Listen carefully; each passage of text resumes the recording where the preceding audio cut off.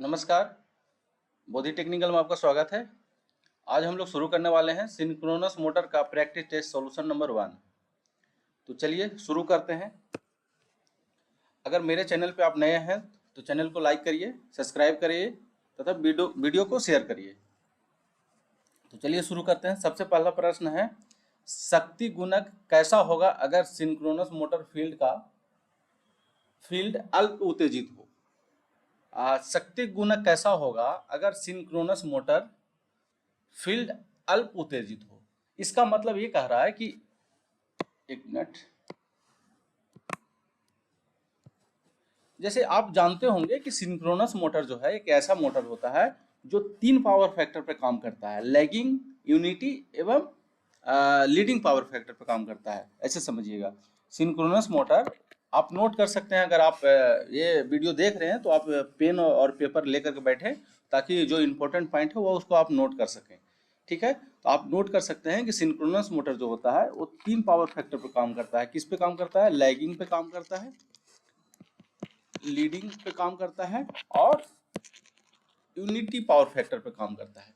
तो इसमें सवाल जो पूछा जा रहा है ना, ये पूछा जा रहा है कि फील्ड अगर अल्प उत्तेजित हो, मतलब इसमें जो फील्ड का जो कंडीशन होता है ना, जो हमारा, जैसे ऐसे आप इसको समझ सकते हैं,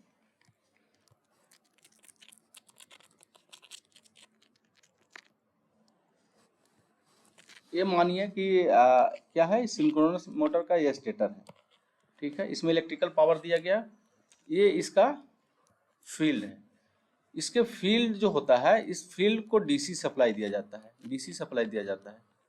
ठीक है, अब इसमें कह रहा है कि फील्ड अल्प उत्तेजित हो, मतलब ये जो डीसी सप्लाई इसको दिया गया है वो कम मात्रा में दिया गया है। ठीक है, तो ऐसे स्थिति में क्या होगा? वैसे स्थिति में जो होता है वो होता है, इसका पावर फैक्टर जो होता है पक्षगामी होता है। पक्षगामी मतलब लैगिंग पावर फैक्टर होता है। इसका हिंदी जो होता है, इंग्लिश जो होता है, lagging power factor, lagging PF. ठीक है, हाँ, अगर ये ओवर एक्साइटेड होता, मतलब एक्साइटेशन इसका ज्यादा दिया जाता, तो होता लीडिंग पावर फैक्टर। ठीक है, और अगर मीडियम एक्साइटेशन होता, मतलब जिसको लेवल एक्साइटेशन बोला जाता है, उसको उस पर अगर होता तो वो होता unity power factor. Unity power factor सारा जो खेला है ना वो फील्ड एक्साइटेशन का है। फील्ड एक्साइटेशन अगर ज़्यादा दिया जाएगा तो लीडिंग पावर फैक्टर होगा, कम दिया जाएगा तो लैगिंग पावर फैक्टर होगा, और लेवल जब दिया जाएगा तो यूनिटी पावर फैक्टर होगा। तो यहाँ जो बात किया जा रहा है, यहाँ बात किया जा रहा है अल्प का, कम का। ठीक है, तो यहाँ पे जो होगा पक्षगामी होगा। इसका आंसर होगा सी। चलिए अब नेक्स्ट प्रश्न देखते हैं। सिंक्रोनस मोटर की रोटर वाइंडिंग द्वारा उत्तेजित किया जाता है। सिंक्रोनस मोटर का जो रोटर है वो किसके द्वारा उत्तेजित किया जाता है? तो ऐसे समझिए कि हमारा यहाँ पे जो हम बनाए हैं, इसमें देखिए, इसमें जो दिया गया है ना, डीसी सप्लाई हमेशा दिया जाता है। जो रोटर होता है उसमें क्या दिया जाता है? डीसी सप्लाई दिया जाता है। तो देखते हैं ऑप्शन में क्या है। स्टेटर धारा के इंडक्शन, गलत है। एसी सप्लाई, उत्तेजक उत्तेजक द्वारा सप्लाई की गई डीसी सप्लाई होता है। इसका आंसर होगा सी। मतलब जो सिंक्रोनस मोटर का जो रोटर होता है उसको उत्तेजक, मतलब एक्साइटर बोला जाता है, एक्साइटर। ठीक है, एक्साइटेशन भी बोला जाता है, एक्साइटर बोला जाता है। ठीक है, द्वारा सप्लाई की गई डीसी सप्लाई, किसके द्वारा होता है? डीसी सप्लाई द्वारा वो उत्तेजित किया जाता है। ठीक है, अब इसके लिए क्या इस्तेमाल किया जाता है? सप्लाई के लिए शंट मोटर का इस्तेमाल किया जाता है। शंट मोटर का इस्तेमाल किया जाता है। जो डीसी सप्लाई दिया जाता है ना वो डीसी शंट मोटर द्वारा दिया जाता है। ठीक है, ये आप नोट कर सकते हैं कि जो सिंक्रोनस मोटर का बाइंडिंग, जो रोटर बाइंडिंग होता है, उसको जो सप्लाई दिया जाता है वो डीसी सप्लाई दिया जाता है और डीसी शंट मोटर द्वारा दिया जाता है। ठीक है, क्योंकि आप इसमें देख रहे होंगे कि इसमें बैटरी, ये तो एग्जाम्पल के लिए दिया गया है, एग्जाम्पल के लिए बैटरी लगाया गया, लेकिन आप ऐसा समझिए कि कोई रोटर है, रोटर पर बैटरी लगाएंगे तो बैटरी का तो एक टाइम है कि इतना टाइम में वो डिस्चार्ज हो जाएगा। फिर आपको क्या करना है? रोटर को, मोटर को बंद करना पड़ेगा, बैटरी को चेंज करना पड़ेगा। तो ऐसा नहीं करना पड़े इसलिए क्या किया जाता है? डीसी सप्लाई दिया जाता है, लेकिन डीसी मोटर, शंट मोटर द्वारा दिया जाता है। ठीक है, नेक्स्ट है, निम्न में से किन पर सिंक्रोनस मोटर की गति कार्य करती है, निर्भर करती है? गति किन पर निर्भर करती है? तो इसका जो फॉर्मूला होता है सिंक्रोनस स्पीड का जो फॉर्मूला होता है आप इंडक्शन मोटर में पढ़े होंगे कि 120 एफ बटा पी, मतलब हमारा फ्रीक्वेंसी पे डिपेंड करता है और पोल पे डिपेंड करता है। तो देखते हैं इसमें ऑप्शन कौन कौन है। इसमें हमारा ऑप्शन है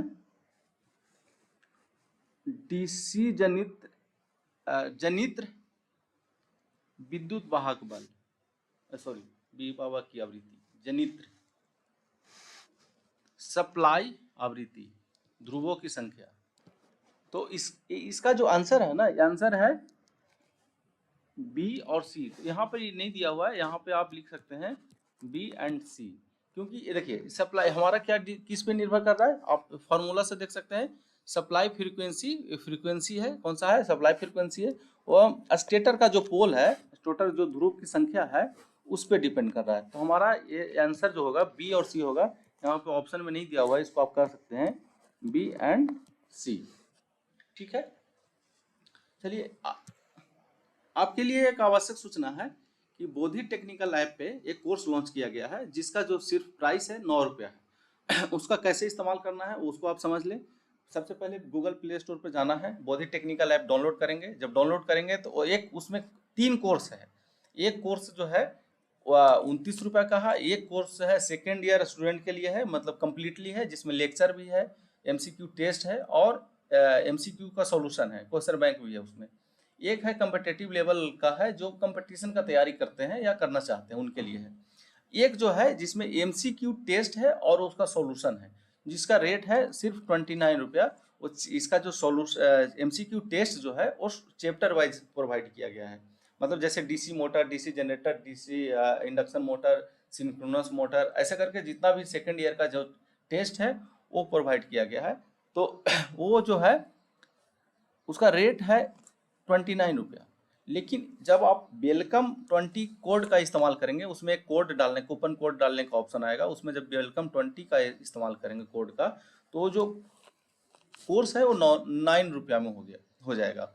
वो पर्पस हमारा 9 रुपया लेने का है। हम तो ये चाह रहे थे कि हमारा कोर्स हो फ्री में स्टूडेंट को मिले, लेकिन वो इसलिए लिया जा रहा है कि ताकि स्टूडेंट जब इस्तेमाल करें ना तो उनको ये ना लगे कि यार कुछ चीज़ हमको फ्री में मिल गया है, मतलब उनको मतलब कुछ ऐसा लगता है ना कि हमको जब फ्री मिल जाता है तो उसका वैल्यू कम करते हैं। तो ये चाह रहे थे कि एक मिनिमम प्राइस रखा जाए। ठीक है, तो मिनिमम में 9 रुपया रखा गया है, तो आप इसका इस्तेमाल कर सकते हैं। ठीक है, इस्तेमाल कहाँ से करना है, प्ले स्टोर से डाउनलोड करना है आपको। ठीक है, अगर कोई समस्या है तो इस नंबर पर आप संपर्क भी कर सकते हैं। तो चलिए अब नेक्स्ट वीडियो देखते हैं। नेक्स्ट प्रश्न है, निम्नलिखित में से किन पर तुल्यकालिक मोटर का गति निर्भर करता है। ठीक है, ये भी जस्ट इसके जैसा प्रश्न है लगभग, मान के चलिए। ठीक है, फिर इसमें भी हम लोग निकालने की कोशिश करेंगे। इसका भी अभी हम लोगों ने फॉर्मूला जाना कि जो स्पीड होता है तुल्यकालिक मोटर का, जो स्पीड होता है वो होता है NS बराबर जो होता है 120 F बटा P होता है, मतलब हमारा फ्रीक्वेंसी पे डिपेंड करेगा और पोल पे डिपेंड करेगा। तो देखिए स्टेटर के ध्रुवों की संख्या है, सप्लाई आवृत्ति है, वोल्टेज पे डिपेंड नहीं करता है। ठीक है, यहाँ हमारा ऑप्शन है A एंड B, इसलिए हमारा जो आंसर होगा ना A एंड B होगा। ठीक है, नेक्स्ट प्रश्न, नेक्स्ट है, इस अवस्था को क्या कहेंगे जब तुल्यकालिक मोटर शून्य लोड पर अति उत्तेजित हो। ठीक है, अति उत्तेजित हो। एक चीज आपको बताना चाह रहे हैं कि जो अभी अब जस्ट हम लोगों ने डिस्कशन किया कि जो तुल्यकालिक मोटर होता है, सिंक्रोनस मोटर होता है, इसको 3 पावर फैक्टर पर इस्तेमाल किया जाता है। कौन सा, लैगिंग, लीडिंग और यूनिटी। एक ऐसा यही एक मोटर है जिसको तीनों पावर फैक्टर पर इस्तेमाल किया जाता है, बाकी जितना भी मोटर है वो सिर्फ लैगिंग पावर फैक्टर पर इस्तेमाल किया जाता है। ठीक है, इसका क्या होता है ना कि जब हमारा जैसे ट्रांसमिशन लाइन है उसमें जब पावर फैक्टर हमारा गिर जाता है, या कोई सब स्टेशन है या कहीं कोई इंडस्ट्री है, फैक्ट्री है, उसका जब पावर फैक्टर लो हो जाता है तो उसका पावर फैक्टर इम्प्रूवमेंट करने के लिए तुल्यकालिक मोटर का कार्य किया जाता है। ठीक है, जिसको कहा जाता है सिंक्रोनस कंडेंसर, आप नोट कर सकते हैं। ठीक है, जिसको बहुत इंपॉर्टेंट प्रश्न है, सिंक्रोनस कंडेंसर किसको कहा जाता है, तो सिंक्रोनस कंडेंसर तुल्यकालिक मोटर को ही कहा जाता है। बस उसका कंडीशन सिर्फ है उसको नो लोड और अति उत्तेजित पे चलाना है, मतलब ओवर एक्साइटेड चलाना है और नो लोड पे चलाना है, कोई लोड नहीं देना है लेकिन एक्साइटेशन उसका ओवर होगा। ठीक है, एक्साइटेशन क्या होगा उसका ओवर होगा, मतलब ज्यादा होगा उसका। देखिए ये तो इसका आंसर क्या है, इसका आंसर है बी। आप ऐसे समझिए, तुल्यकालिक संधारित्र जिसको कहा जाता है, सिंक्रोनस कंडेंसर कहा जाता है। ये कहाँ इस्तेमाल होता है, जहां पावर फैक्टर गिरता है उसको सिंक्रोनस मोटर का चलाने का क्या कंडीशन है, नो लोड होना चाहिए और ओवर एक्साइटेड होना चाहिए, लीडिंग पावर फैक्टर पर काम कर रहा होगा। ठीक है, तो इसका आंसर है बी, तुल्यकालिक संधारित्र। नेक्स्ट है, उस प्रक्रिया को क्या कहते हैं जब तुल्यकालिक मोटर में लगातार भार परिवर्तन से रोटर में दोलन उत्पन्न होता है, जिसको हंटिंग बोला जाता है, हंटिंग बोला जाता है।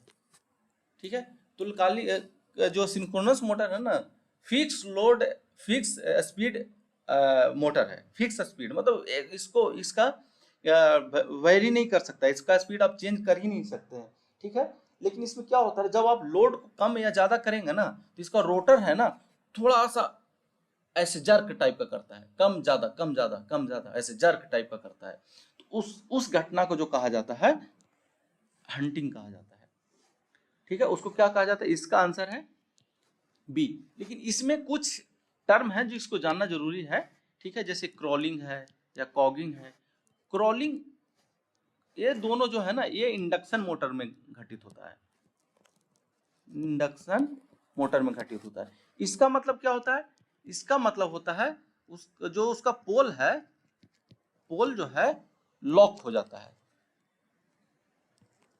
लॉक हो जाता है। इसमें क्या होता है, जो सिंक्रोनस मोटर है अपना नॉर्मल स्पीड के 1/7 स्पीड से रोटेट करने लगता है। तो आप तीनों घटना को नोट कर सकते हैं। हंटिंग इसका आंसर है जो कि सिंक्रोनस मोटर में होता है। क्रॉलिंग और जो कॉगिंग है ये वो इंडक्शन मोटर से रिलेटेड है। इसमें जो होता है क्रॉलिंग में जो होता है, सॉरी कॉगिंग में जो होता है पोल लॉक कर जाता है। क्रॉलिंग में जो होता है ये अपना स्पीड से 1/7 स्पीड से रोटेट करता है। ठीक है, तो चलिए अब नेक्स्ट प्रश्न देखते हैं। इसका आंसर बी है। इस प्रश्न का, छठा प्रश्न का अगर आंसर की बात करें तो इसका बी है। बाकी 2 टाइम एक्स्ट्रा है, मैं इसके लिए ले लिया कि ताकि आपको विस्तार से समझ में आए कि और जो ऑप्शन है उसका मतलब क्या होता है, क्योंकि हम यहाँ पे चर्चा जो कर रहे हैं विस्तार से कर रहे हैं। सिर्फ आंसर अगर बताना होता तो हम सिर्फ बी बता करके आगे निकल जाते। ठीक है, मेरा काम है कि आपको हम बेहतर से बेहतर अपना जो एक्सपीरियंस है वो आपको दें। ठीक है, अगला है 7 नंबर प्रश्न। निम्न में से किस पर तुल्यकालिक मोटर का प्रेरित विद्युत वाहक बल निर्भर करता है?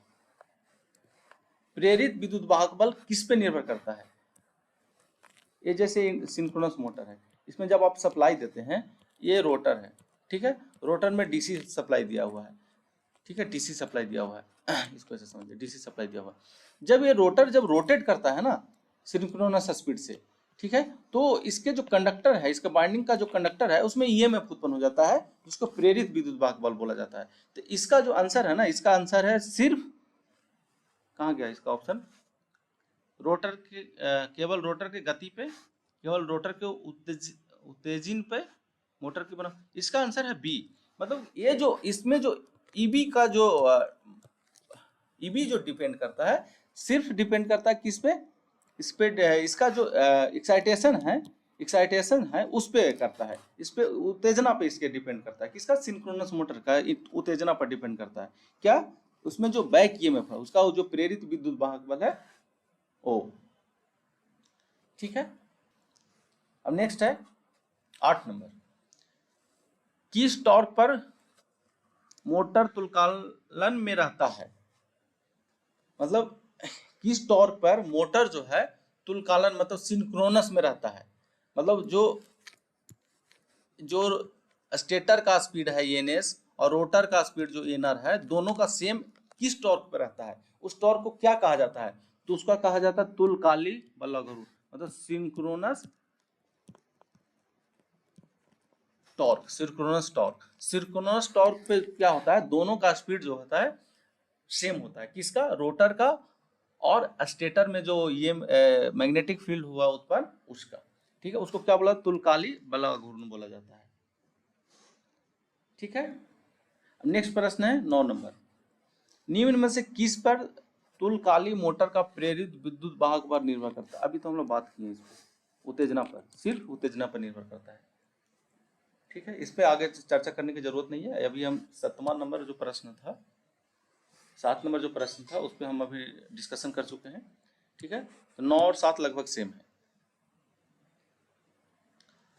नेक्स्ट है 10 नंबर, क्षेत्रफलक्स का मान तुल्यकालिक मोटर में कैसा रहता है? क्षेत्रफलक्स का मान, क्षेत्रफलक्स का मान तुल्यकालिक मोटर में कैसा रहता है? शक्ति गुणक के साथ परिवर्तित होता है, ताप के साथ परिवर्तित होता है, सभी पर स्थिर रहता है, लोड के साथ परिवर्तित रहता है, सभी पे स्थिर रहता है। इसका आंसर है सी। क्यों? क्योंकि हमारा जो ये जो मोटर है ना, मोटर में जो हमारा जो सप्लाई दिया गया है, जो मोटर है, ये रोटर है, रोटर में ही तो डीसी सप्लाई दिया गया है, तो सप्लाई तो हमारा अलग से दिया गया है, सप्लाई जो है अलग से दिया हुआ है और इसका स्पीड सेम है। ठीक है, तो ये जो डिपेंड करता है ना, ये किसी पे डिपेंड नहीं करता है, ये सिर्फ डिपेंड करता है किस पे? उसके जो सप्लाई दिया गया है ना, वो जनरेटर का जो रेटिंग है उस पर डिपेंड करता है, बाकी सभी पे वो स्थिर रहता है। अगर उसका मान लीजिए सिंक्रोनस मोड में जब लोड आप बढ़ाएंगे तो कोई फर्क नहीं पड़ेगा, जब आप उसका शक्ति गुणक में परिवर्तन करेंगे तो कोई फर्क नहीं पड़ेगा, उसका टेम्परेचर जब परिवर्तन करेंगे तो कोई फर्क नहीं पड़ेगा, लोड में भी परिवर्तन करेंगे तो भी फर्क नहीं करेगा, सभी जो फैक्टर है उस पर वो स्थिर रहता है, वो मतलब इंडिपेंडेंट है ये। ठीक है, इसका आंसर होगा सी। क्या कारण है कि तुल्यकालिक मोटर को भार पर चलाना चालू करना कठिन है? ठीक है, इसका बल आघूर्ण जो होता है ना, प्रारंभिक बल आघूर्ण होता है, शून्य होता है। इसको आप नोट कर सकते हैं, बहुत इंपॉर्टेंट क्वेश्चन है कि सिंक्रोनस मोटर का जो स्टार्टिंग टॉर्क होता है ना, स्टार्टिंग टॉर्क होता है वो होता है 0। ठीक है, सिंक्रोनस मोटर को स्टार्टिंग टॉर्क होता है 0। ठीक है, यही कारण इसका प्रारंभिक बल आघूर्ण जो होता है ना, शून्य होता है, इसीलिए इसको लोड पे तो चालू कर ही नहीं सकते, अपने तो चालू हो ही नहीं सकता, लोड पे कहां से चालू होगा, क्योंकि स्टार्टिंग टॉर्क इसका शून्य है ना। अपने तो चालू, जब आप इसको 3 फेज सप्लाई भी दे देंगे ना तो चालू नहीं होगा, इसको चालू करना होता है। चालू किससे करना होता है? पोनी मोटर लगा करके, एक मोटर होता है जिसको लगा करके, जिसको इस्तेमाल से इसको चालू करना होता है। ठीक है, या तो इसके जो रोटर होते हैं, रोटर पे डैम्पर बाइंडिंग का इस्तेमाल किया जाता है स्टार्टिंग बनाने के लिए। ठीक है, तो आप इसको समझिए कि सिंक्रोनस मोटर जो होता है खुद चालू नहीं हो सकता है, तो लोड पे कैसे चालू हो सकता है? ठीक है, इसलिए लोड पे चालू नहीं हो सकता। क्यों? क्योंकि इसका प्रारंभिक बल आघूर्ण जो है शून्य होता है। अब थोड़ा थोड़ा इस क्वेश्चन को हम विस्तार से करते हैं। सिंक्रोनस मोटर का स्टार्टिंग टॉर्क कितना होता है? 0 होता है। इसको स्टार्टिंग टॉर्क बनाने के लिए, मतलब सेल्फ स्टार्टिंग बनाने के लिए क्या इस्तेमाल किया जाता है? डंपर बाइंडिंग इस्तेमाल किया जाता है। क्या इस्तेमाल किया जाता है? Dumper binding. डंपर बाइंडिंग कहाँ स्थापित किया जाता है? तो ये जो रोटर है ना, रोटर के पोल में इस्तेमाल किया जाता है। ठीक है, ध्यान रखिएगा, नोट करिएगा, बहुत ऑब्जेक्टिव में पूछा जाता है कि डंपर बाइंडिंग कहाँ इस्तेमाल किया जाता है? तो पोल के रोटर में इस्तेमाल किया जाता है, सॉरी, रोटर के पोल में इस्तेमाल किया जाता है। ये जो पोल है ना रोटर का, इसमें इस्तेमाल किया जाता है। ठीक है, डंपर बाइंडिंग। क्यों? इसको सेल्फ स्टार्ट बनाने के लिए इस्तेमाल किया जाता है, बाकी सिंक्रोनस मोटर सेल्फ स्टार्ट नहीं होता है। चलिए, इसका आंसर है 11 का आंसर है ये, बाकी हम 12 पे चर्चा करेंगे। क्या होगा अगर वामार्त दिशा में घूम रही तुल्यकालिक मोटर की उत्तेजना की दिशा परिवर्तित कर दी जाए? क्या होगा अगर वामार्त, मतलब कोई है जो एंटी क्लॉकवाइज घूम रहा है, तुल्यकालिक मोटर अगर घूम रहा है, उत्तेजना को परिवर्तित कर दिया तो क्या होगा? उत्तेजना जैसे मान लीजिए इसको सप्लाई दिया हुआ है डीसी सप्लाई। ठीक है, मान लीजिए एन इधर है, ये इधर है, ये स्पीड से घूम रहा है। अगर मान लीजिए इधर सप्लाई चेंज कर दिया जाए, मान लीजिए पहले पॉजिटिव इधर था, फिर नेगेटिव इधर कर दिया, पॉजिटिव इधर कर दिया। ठीक है, फर्स्ट कंडीशन ये है, सेकंड कंडीशन ये है, सेकंड कंडीशन ये है। तो क्या होगा? उससे कोई फर्क नहीं पड़ने वाला, थोड़ा सा जर्क करेगा और जर्क करके वो वैसे ही रोटेट करने लगेगा जैसे वो रोटेट कर रहा था, जिस स्पीड से रोटेट कर रहा था उस स्पीड से वो रोटेट करने लगेगा। वो सिर्फ जर्क होगा, क्योंकि हल्का सा जर्क इसलिए होगा कि इसका जो डायरेक्शन, ये जो पोल का जो ध्रुव है वो चेंज हो रहा है, पहले पोल ध्रुव इधर था एन और इधर एस था, फिर कुछ दिन में एस इधर हो जाएगा, एन उधर हो जाएगा, और बाकी ये जैसे रोटेट कर रहा था ना उसी स्पीड से रोटेट करने लगेगा। इसलिए इसका क्या कहे, पूर्ववर्त रहेगी, मतलब पहले जैसा रहेगा। ठीक है, इसमें कोई चेंजिंग नहीं होने वाला, इसलिए इसका आंसर है ए। मोटर रुक जाएगी, गलत है। दक्षिणावर्त में घूमने लगेगी, गलत है। प्रेरण मोटर बन जाएगी, ये भी गलत है। आंसर है इसका सही है। चलिए शुरू करते हैं 13 नंबर। किस स्थान पर तुलकाली मोटर में अवमंदन कुंडली लगाई जाती है? अभी हम लोगों ने बात किया कि हमारा जो अवमंदन कुंडल, जो डैम्पर बाइंडिंग जो इस्तेमाल किया जाता है, वो इस्तेमाल किया जाता है किसमें किया जाता है? रोटर के पोल में इस्तेमाल किया जाता है। तो देखते हैं ऑप्शन क्या है। उत्तेजक की ध्रुव में, स्टेटर पे गलत, रोटर के ध्रुव पर तो सही है, मोटर के शीर्ष पर ये गलत है, उत्तेजक की ध्रुव पर, ये दोनों सही है। ठीक है, इसमें कुछ और ऑप्शन होना चाहिए था, दोनों सही है, इसमें ध्यान रखिएगा, दोनों सही है। अब ये कैसे दोनों सही है उसको ऊपर समझ लेते हैं। अब कह रहा उत्तेजक की ध्रुव पर, ठीक है, उत्तेजक तो हमारा यही है ना, पोल तो ही है ना, पोल तो ही उत्तेजक है। ठीक है, अब कह रहा रोटर के ध्रुव पे, तो हमारा रोटर भी तो यही है ना, रोटर भी यही है, इसका ध्रुव यही है हमारा, ये एक एन है एक एस है, और हमारा उत्तेजक यही है, उत्तेजक भी इसका ध्रुव है। तो ये आंसर या तो ये होना चाहिए था या तो ये होना चाहिए था, ऐसे दोनों दिया हुआ है तो हम दोनों को अभी सही मान के चलेंगे। ठीक है, बाकी इसका जो ऑब्जेक्टिव का जो टेस्ट सीरीज है, टेस्ट सीरीज में इसका जो हम आंसर है उसको हम अपडेट कर देंगे, नीचे इसमें लिख देंगे ए एंड सी। ठीक है, इसको हम ऑप्शन थोड़ा सा मॉडिफाई कर देंगे। चलिए आगे बात करते हैं। 14 नंबर प्रश्न, सिंक्रोनस मोटर का स्लिप रिंग मोटर की तुलना से क्या लाभ? सिंक्रोनस मोटर का स्लिप रिंग मोटर की तुलना में क्या लाभ है? ठीक है, ये बोला स्लिप रिंग मोटर है और एक सिंक्रोनस मोटर है, तो सिंक्रोनस मोटर का क्या लाभ है? ऑप्शन देख लेते हैं। पावर फैक्टर बदला जा सकता है, एकदम सही है। पावर फैक्टर हमारा क्या है, लीडिंग, लैगिंग और यूनिटी पे भी काम करता है। स्पीड सप्लाई फ्रीक्वेंसी पर निर्भर नहीं करता है इसका। ठीक है, स्पीड जो है सप्लाई फ्रीक्वेंसी में निर्भर नहीं करता है। नेक्स्ट देखते हैं, स्पीड बदली जा सकती है। रोटर में 3 स्लिप होते हैं, नहीं ये भी गलत है, ये भी गलत है और ये भी गलत है, क्योंकि इसका जो स्पीड रहता है ना, स्पीड समान रहता है किसका, सिंक्रोनस मोटर का। तो इसका जो आंसर होगा ये। ठीक है, 14 का आंसर कितना है? 14 का आंसर है ये। क्यों? क्योंकि इसका पावर फैक्टर, ये जो सिंक्रोनस मोटर होता है, लैगिंग, लीडिंग और यूनिटी तीनों पावर फैक्टर पे काम करता है। ठीक है, इसके लिए इसका आंसर होगा ये।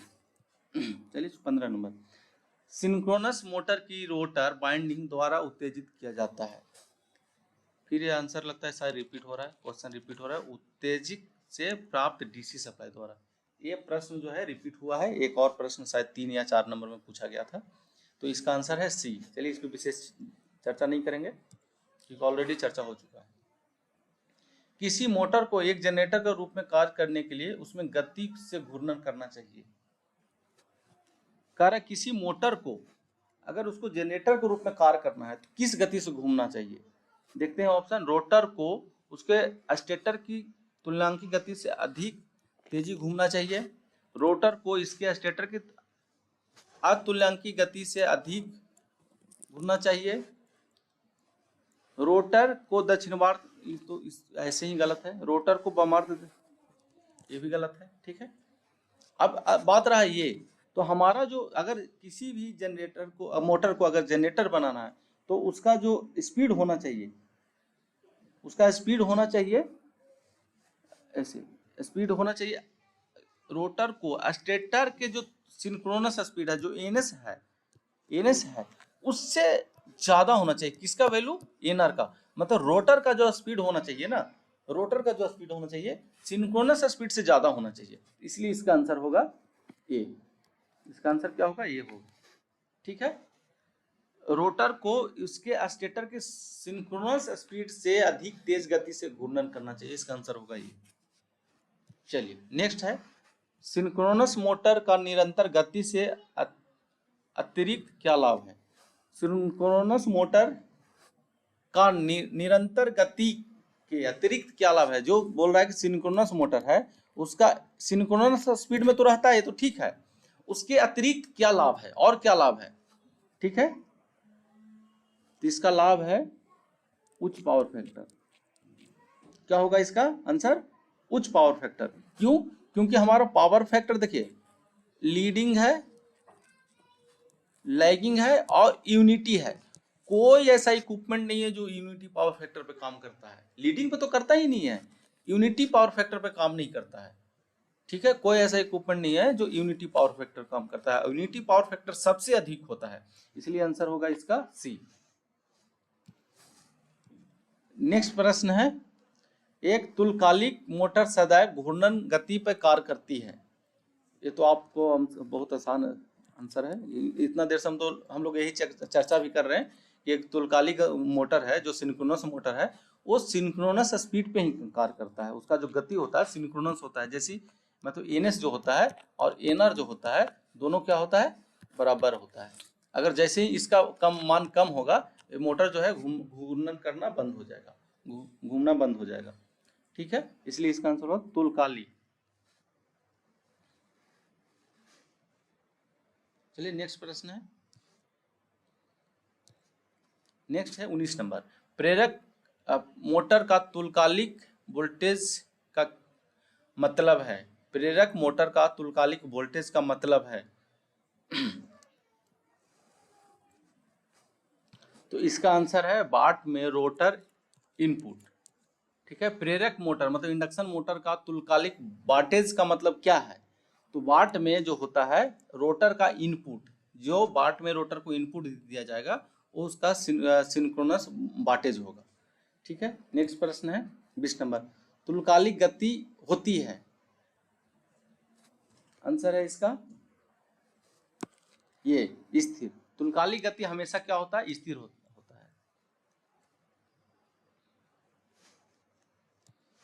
नेक्स्ट है, तुल्यकालिक मोटर में मंदन कुंडली लगाने का प्रयोजन क्या है? इसका अभी हम लोग चर्चा कर चुके हैं कि जो डैम्पर वाइंडिंग होता है, ठीक है, डंपर वाइंडिंग होता है, उसको लगाने का क्या प्रयोजन है? तो रोटर की गति को स्थिरीकृत करना, रोटर को दोलन को मंदित करना, आवश्यक स्टार्टिंग बाल घूर्णी। इसका आंसर है बी एंड सी। देखिए हमारा जो डैम्पर बाइंडिंग इस्तेमाल किया जाता है ना, हम इसको पहले भी चर्चा कर चुके हैं कि जो ये रोटर होता है, रोटर के जो पोल होते हैं, पोल में लगाए जाते हैं। इसका दो पर्पस है, एक तो स्टार्टिंग टॉर्क देना, सिंक्रोनस मोटर सेल्फ स्टार्टिंग नहीं होता है, उसका स्टार्टिंग टॉर्क देना, और दूसरा जो हंटिंग इफेक्ट होता है ना, हंटिंग इफेक्ट, जो लोड के साथ रोटर का जो जर्क होता है, वो मतलब कौन जो है बदलता है, उसको भी कम करता है। ये क्या कौन करता है? Dumper binding. तो डंपर बाइंडिंग क्या बोलते हैं? मंडन कुंडली की बात करता है। तो ठीक है, इसमें है रोटर को दोलन को मंदित करना, मतलब जो हंटिंग हो रहा है उसको कम करना, और दूसरा आवश्यक स्टार्टिंग बालाघूर्ण प्रदान करना, मतलब जो स्टार्टिंग टॉर्क है उसको आवश्यक मतलब जितना जरूरत है उतना प्रदान करना। तो दो है, एक हंटिंग इफेक्ट करेगा, दूसरा क्या? स्टार्टिंग टॉर्क प्रदान करेगा। इसका आंसर जो होगा डी होगा, बी एंड सी। ठीक है, नेक्स्ट है, तुल्यकालिक मोटर को डीसी सप्लाई एक डीसी जनित्र से दी जाती है यदि जनित्र जुड़ा होता है। तुल्यकालिक मोटर को डीसी सप्लाई एक डीसी जनित्र द्वारा दिया जाता है। यह जनित्र जुड़ा होता है मोटर के पोल से, मोटर के सॉफ्ट से। ठीक है, डीसी जनरेटर कौन सा इस्तेमाल किया जाता है? शंट। नोट कर लीजिएगा, शंट इस्तेमाल किया जाता है। डीसी जनित्र जो इस्तेमाल किया जाता है शंट जनरेटर इस्तेमाल किया जाता है। ठीक है, कहीं लगता है मैं शंट मोटर बोल दिया हूँ क्या? शायद मुझे लग रहा है कि ऐसे मैं कहीं शंट मोटर बोल दिया हूँ। ध्यान रखिएगा, क्योंकि हमको सप्लाई चाहिए तो डीसी शंट जनरेटर का इस्तेमाल किया जाता है। ठीक है, अब शंट जनरेटर कहाँ स्थापित होता है? उसके जो सॉफ्ट होते हैं ना, जो सिंक्रोनस मोटर के जो सॉफ्ट होते हैं उस पर स्थापित किया जाता है। ठीक है, डीसी सप्लाई देने के लिए। नेक्स्ट है, भार के लिए उपयुक्त मोटर जहां निरंतर अपेक्षित गति है।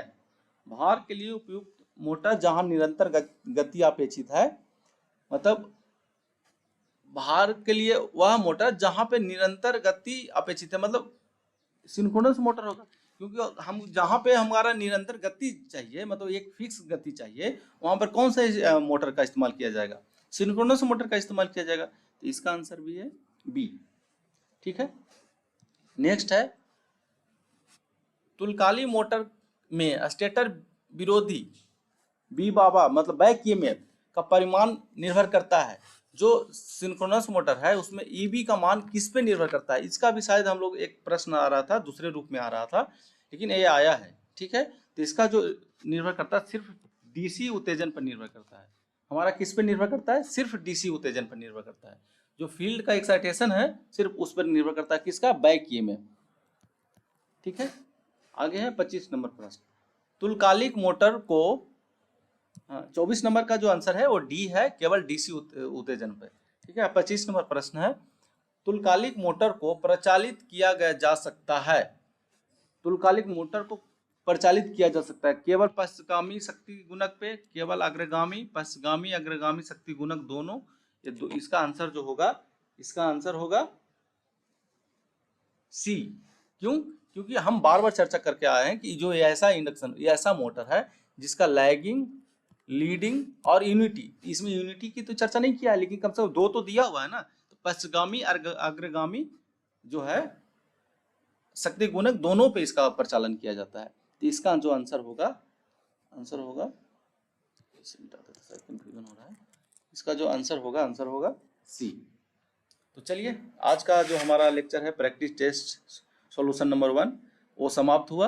अगर मेरे चैनल पे नए हैं तो सब्सक्राइब करिए, वीडियो को लाइक करिए और वीडियो को शेयर करिए, ताकि मेरा हौसला जो बना रहे और मैं आपके लिए बेहतर से बेहतर काम करता रहूं। अभी और मैं कोशिश कर रहा हूं कि आपके लिए बेहतर काम किया जाए, ढंग से काम किया जाए। मैं तो ये सोच रहा हूं कि जितना भी चीज़ें मैं बता रहा हूं इसको एनिमेशन के माध्यम से बताया जाए।